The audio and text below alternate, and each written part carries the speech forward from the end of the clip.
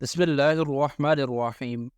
حضرت عثمان بن عفان رضی اللہ تعالیٰ عنہ جب کسی قبر کے پاس کھڑے ہوتے تو اتنا روتے کہ ان کے داڑھی کے بعد آنسو سے بھیگ جاتے۔ تو ان سے پوچھا گیا کہ جب آپ جہنم کا جنت کا تذکرہ کرتے ہیں تب تو آپ نہیں روتے، لیکن آپ قبر کے پاس کھڑا ہو کے اتنا روتے ہیں؟ تو انہوں نے جواب دیا کہ نبی کریم صلی اللہ علیہ وآلہ وسلم نے ارشاد فرمایا، قبر آخرت کی پہلی منزل ہے، اگر وہ اس منزل سے نجات پا گیا تو اس کے بعد کی منزلیں آسان ہوں گی، اور اگر یہاں اس نے نجات نہ پائی تو اس کے بعد کی منزلیں اس سے بھی سخت ہیں۔ اور کہنے لگے، رسول اللہ نے فرمایا، میں نے کبھی قبر سے زیادہ ہولناک کوئی چیز نہیں دیکھی۔ اب جب ایک نیک انسان کو قبر میں اتارا جاتا ہے تو قبر اس سے کہتی ہے کہ اے عبداللہ، میرے سینے کے اوپر جتنے لوگ چلتے تھے تو مجھے ان میں سب سے زیادہ پسند تھا، اور میں تیرا بہت وقت سے انتظار کر رہی تھی، اب تو مجھ میں آ گیا ہے تو اب تو میری مہمان نوازی دیکھ۔ اور پھر مردے کی نظر اس قبر میں جہاں تک جاتی ہے وہاں تک اس کی قبر اس کے لیے کشادہ ہو جاتی ہے، کھل جاتی ہے۔ لیکن دوسری طرف جب ایک گنہگار شخص قبر میں لٹایا جاتا ہے تو قبر اس سے کہتی ہے، کنت لا ابغض من یمشی علی ظہری الیہ، جتنے بھی لوگ میرے اوپر چلتے تھے ان میں سے سب سے زیادہ میں تیرے سے نفرت کرتی تھی۔ اے عبداللہ، اے اللہ کے بندے، میں تجھے سب سے زیادہ ناپسند کرتی تھی، اور میں تیرا بہت وقت سے انتظار کر رہی تھی، اور آج جب تو میرے اندر آ گیا ہے تو اب تو میرا غضب دیکھے گا، غصہ دیکھے گا۔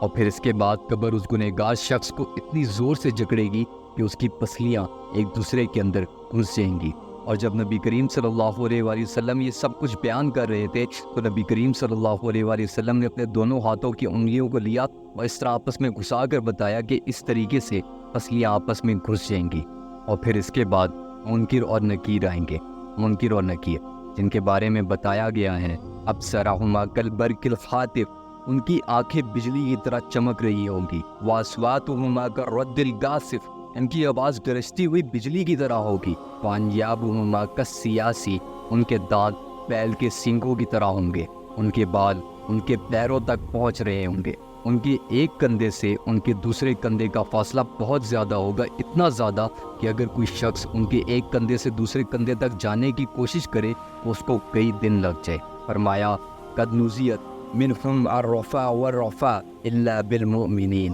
کہ منکر اور نکیر کے دل میں ذرہ برابر بھی رحم نہیں ہوگا سوائے مومنوں کے لیے۔ منکر اور نکیر ہر مردے کے پاس جائیں گے، اور منکر اور نکیر دونوں کے ہاتھوں میں ایک اسٹیل کا ہتھوڑا ہوگا، اور وہ ہتھوڑا اتنا بھاری ہے کہ اگر پوری دنیا کے جن اور انسان مل کے بھی اس ہتھوڑے کو اٹھانے کی کوشش کرے تو اٹھانا تو دور کی بات، اس کو ذرہ برابر اپنی جگہ سے ہلا بھی نہ سکے۔ منکر اور نکیر جب قبر میں ایک گنہگار شخص کے پاس جائیں گے تو اس طریقے سے جائیں گے کہ اس کے جسم کی ایک ایک ہڈی ٹوٹنے لگے گی، اور ان کے غضب غصے کو دیکھ کر اس شخص پر بے ہوشی طاری ہونے لگے گی۔ منکر اور نکیر ہر مردے سے 3 سوال پوچھیں گے، من ربک، تمہارا رب کون ہے؟ ما دینک، تمہارا دین کیا ہے؟ من نبیک، تمہارا نبی کون ہے؟ منکر اور نکیر کہیں گے، یا ھذا عرف مکانک، پہچانو تم کدھر ہو، ادھر ادھر دیکھو، دنیا کی زندگی ختم ہو گئی ہے اور اب تم قبر میں ہو، ہمیں بتاؤ من ربک،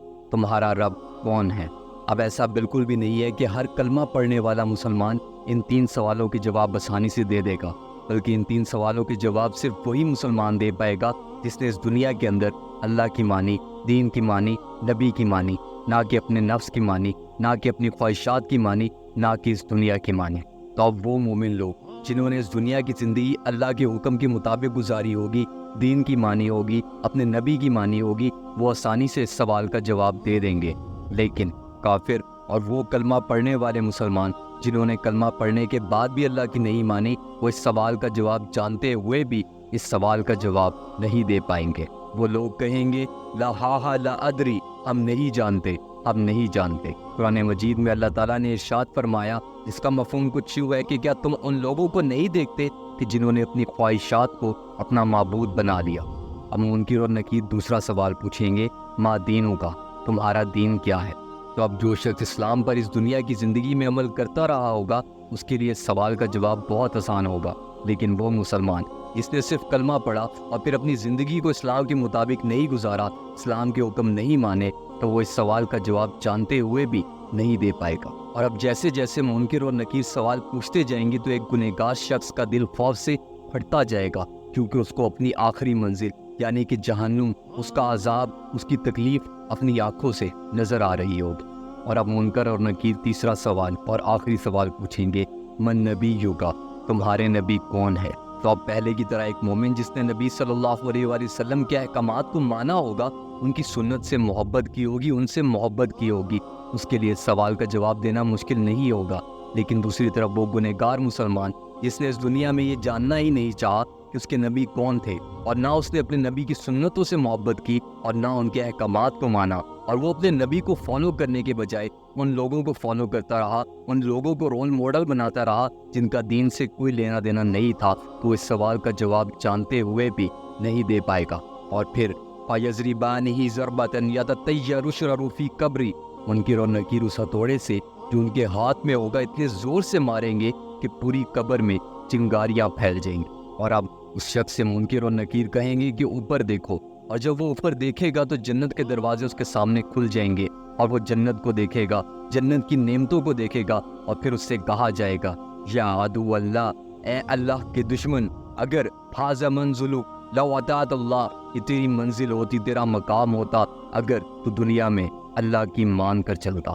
نبی صلی اللہ علیہ وآلہ وسلم نے اپنی زندگی کی قسم کھائی اور فرمایا کہ اس وقت اس مردے کو جو پچھتاوا ہوگا وہ اس کی زندگی کا سب سے برا پچھتاوا ہو، کیونکہ وہ شخص جنت کو خود سے دور جاتا دیکھ رہا ہوگا اور جہنم کو اپنے قریب آتا دیکھ رہا ہوگا، اور وہ جانتا ہوگا کہ اب اس کے ساتھ کیا ہوگا، کیسا برا اور دردناک عذاب ہوگا۔ اس کے سامنے جہنم کے دروازوں کو کھول دیا جائے گا، اور جہنم کی گرمی اور آگ اس کی قبر میں گھستی جائے گی اور اس کے جسم کو جلاتی جائے گی اس وقت تک جب تک کہ قیامت نہیں آتی۔ اور پھر ان تین سوالوں کے بعد ایک صدا لگائی جائے گی، ایک آواز لگائی جائے گی، ان کذب عبدی ففشلہ من النار وبسوہ من النار، کہ اس شخص کو جہنم کے کپڑے پہنا دیے جائیں، جہنم کا لباس پہنا دیا جائے۔ اور پھر اس کے بعد اس گنہگار شخص کی قبر میں ایک شخص داخل ہوگا۔ فرمایا، کبیح الوجہ کبیح الثیاب منتن الریح،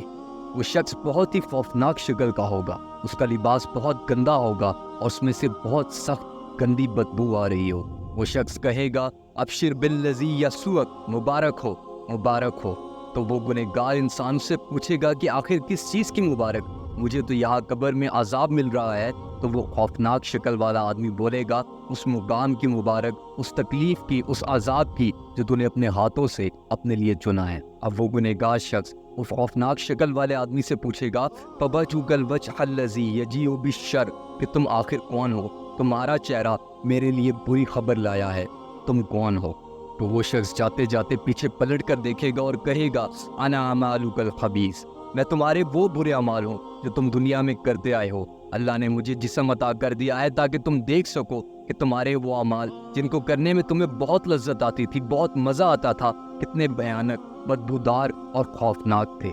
اور اب جب وہ گنہگار شخص اس خوفناک شکل والے آدمی کو دیکھے گا، اس گندے لباس کو دیکھے گا، اس گندی بدبو کو سونگے گا، تو وہ سمجھ جائے گا کہ اب اس کا ٹھکانہ صرف اور صرف جہنم ہے۔ اور پھر وہ چلائے گا، روئے گا کہ اے اللہ، حساب کا دن کبھی نہ آئے، قیامت کبھی نہ آئے، کیونکہ وہ جانتا ہوگا کہ وہاں اس دن اسے جہنم کی گہرائیوں میں پھینک دیا جائے گا، اور جو عذاب اسے قبر میں مل رہا ہے، جہنم کا عذاب، اس سے لاکھوں کروڑوں گنا تکلیف دینے والا، اذیت دینے والا ہے۔ اور پھر اس گنہگار شخص کو قبر میں اندھا اور بہرا عذاب ہوگا۔ اندھا اور بہرا عذاب مطلب کہ جو فرشتے اسے ہتھوڑوں سے مار رہے ہوں گے، وہ نہ تو اس کی تکلیف کو دیکھیں گے اور نہ ہی اس کی چیخوں کو سنیں گے، اور صرف اسے مارتے جائیں گے، عذاب سزا دیتے جائیں گے قیامت تک۔ کہا جاتا ہے کہ جس ہتھوڑے سے اس شخص کو عذاب دیا جا رہا ہوگا، مارا جا رہا ہوگا، وہ ہتھوڑا اگر کسی بڑے پہاڑ پر مارا جائے تو وہ پہاڑ ریزہ ریزہ ہو جائے، اور اس شخص کی چیخیں جن و انس کے علاوہ اس دنیا کی تمام مخلوقات سن رہی ہو۔ فرمایا کہ 99 اژدہا ایک گنہگار شخص پر چھوڑ دیے جائیں گے جو مسلسل اسے ڈستے رہیں گے۔ ان سانپوں کا زہر اتنا سخت ہے کہ اگر وہ زمین کو ایک دفعہ بھی کاٹ لے تو قیامت تک زمین پر کوئی پھل، کوئی پودا نہ نکلے۔ اللہ اکبر۔ یہ سب کچھ سننے کے بعد بھی اگر آپ خود کو تبدیل نہیں کرتے تو شاید آپ کو خود سے محبت نہیں ہے۔ یہ ویڈیو جیسے میرے اور آپ کے لیے ضروری تھی، ویسے ہی باقی مسلمانوں کے لیے بھی ضروری ہے، تو اس ویڈیو کو صدقہ جاریہ کی نیت سے تمام مسلمانوں کے ساتھ لازمی شیئر کر دیجیے گا۔ اپنا بہت سارا خیال رکھیے گا۔ فی امان اللہ۔